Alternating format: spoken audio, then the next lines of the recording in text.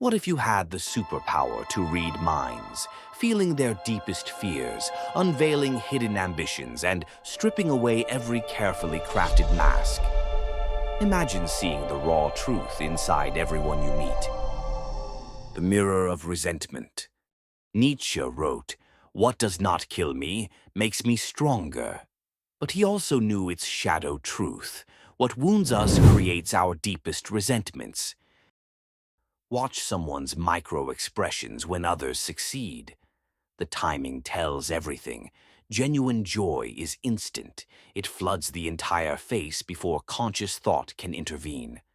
But resentment, it creates a delay, a microsecond hesitation as the mind calculates the appropriate response.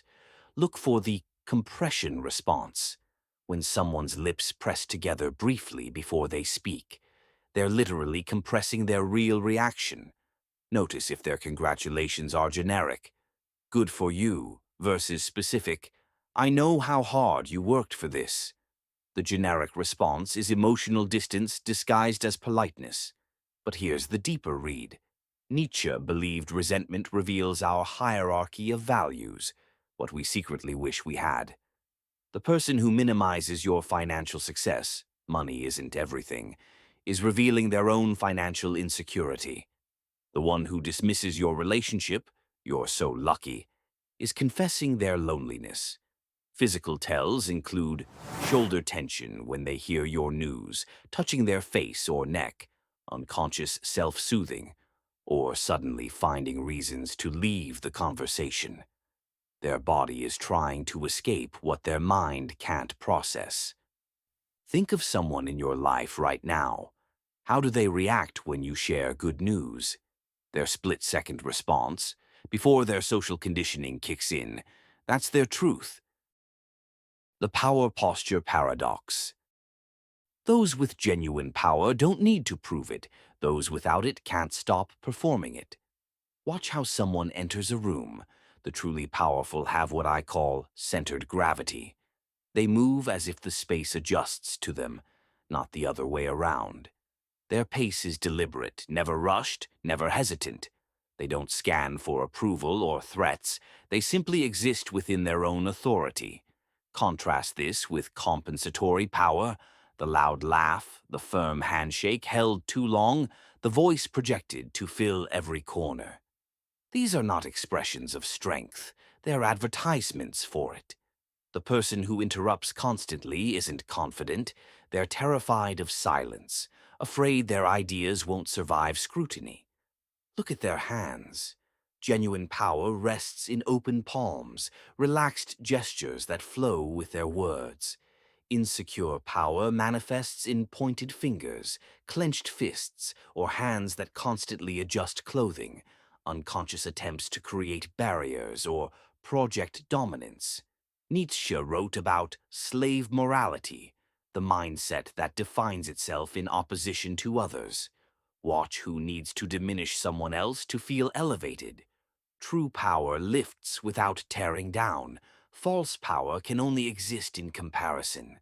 The person who says, "Well, actually," before correcting minor points isn't sharing knowledge, they're establishing hierarchy.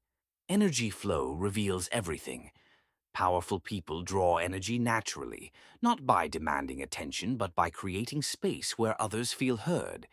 Insecure people hoard attention like a scarce resource, interrupting stories to tell their own, turning every conversation into a competition they must win.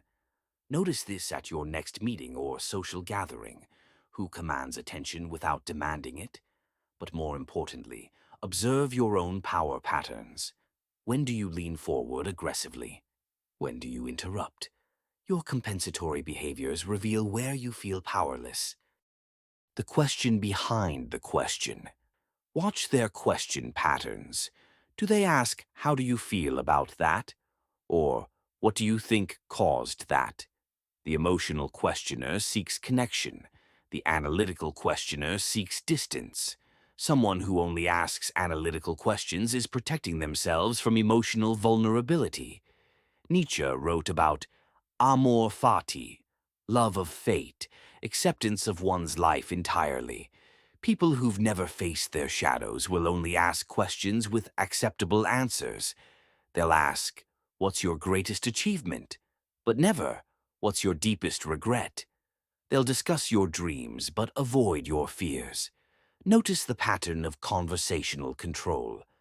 Some people unconsciously steer every discussion toward their areas of expertise or comfort. They're not participating in dialogue. They're conducting a performance where they already know all the answers.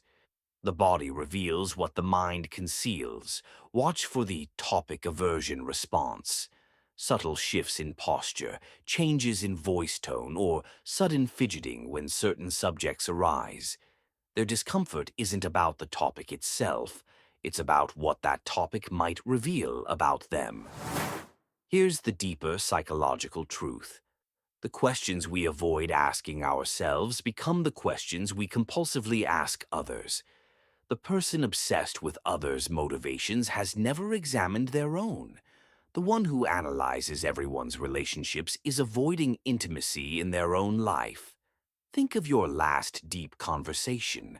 What questions did the other person avoid? What topics made them change the subject? The morality mask. Most people wear morality like armor, not to protect others, but to protect themselves from judgment. Watch someone defend a principle they claim to hold dear. True moral conviction comes from personal cost. They can tell you exactly what they've sacrificed for their beliefs. False moral conviction comes from judging others. They speak in absolutes about situations they've never faced. When someone speaks about compassion but their eyes remain calculating, or discusses justice while their jaw tightens with anger, they've turned morality into a weapon. Their righteousness isn't about being good, it's about feeling superior. Nietzsche called it bitter morality, the morality of the powerless that seeks to control through shame rather than lead through example. Watch who attacks the person rather than the position, who seeks to destroy rather than understand. They've turned ethics into a weapon because they lack the power to create change through positive means. True moral authority shows in action, not declaration. The person who helps without announcement, who maintains principles even when it costs them, who admits their failures while working to improve, they speak from earned wisdom. False moral authority speaks loudest when it has done the least. Watch for the moral exception rule. When someone's public principles don't govern their private behavior, they'll speak beautifully about equality while treating service workers dismissively, or advocate for forgiveness while holding grudges for years. When someone lectures you about right and wrong, ask yourself, are they speaking from wounds they've healed or wounds they're still bleeding from?